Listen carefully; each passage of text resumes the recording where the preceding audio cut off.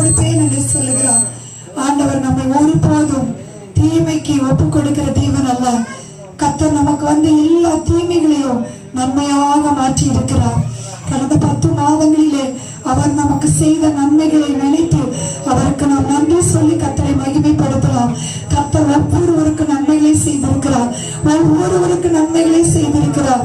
என் ஆத்துமாவே அவர் செய்த சகல நன்மைகளை மறவாதே என்று தாவீது சொல்கிறார். கர்த்தர் செய்த நன்மைக்காக அவரை பாட வேண்டும், அவரை துதிக்க வேண்டும், அவரை ஸ்தோத்திரிக்க வேண்டும், அவரை மகிமைப்படுத்த வேண்டும். சுத்த இருதயமுள்ளாய் நமக்கு அவர் நல்லவராகவே இருக்கிறார். கர்த்தர் நல்லவர் என்பதை ருசித்து பார்த்து கர்த்தரை நாம் அன்பு செலுத்துவோம். கர்த்தரை முழு இருதயத்தோடு ஆராதிப்போம். கரங்களை தட்டி ஆண்டவரை மகிமைப்படுத்தலாங்களா? இந்த நாளில கர்த்தர் வந்திருக்கிற ஒவ்வொருடைய வாழ்க்கையில் கட்டுகளை எல்லாம் கர்த்தர் அறுத்திருக்கிறார். எல்லா நுகங்களை முடித்திருக்கிறார். எல்லா தடைகளை நீக்கி இருக்கிறார். சேனைகளின் கர்த்தர் உங்களோடு கூட இருக்கிறார். அவர் உங்களை உயர்ந்த அடைக்கலத்தில் வைக்கிறவராய் இருக்கிறார்.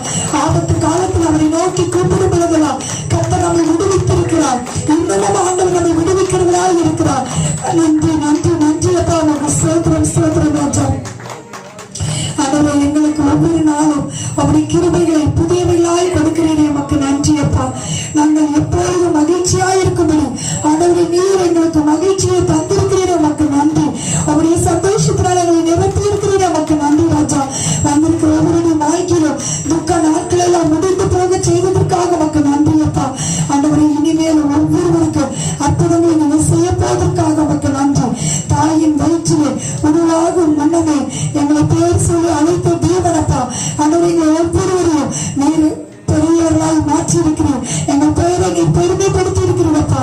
உனக்கு நன்றி தகப்பனை, நன்றி அப்பா. உனக்கு ஸ்தோத்திர ராஜா.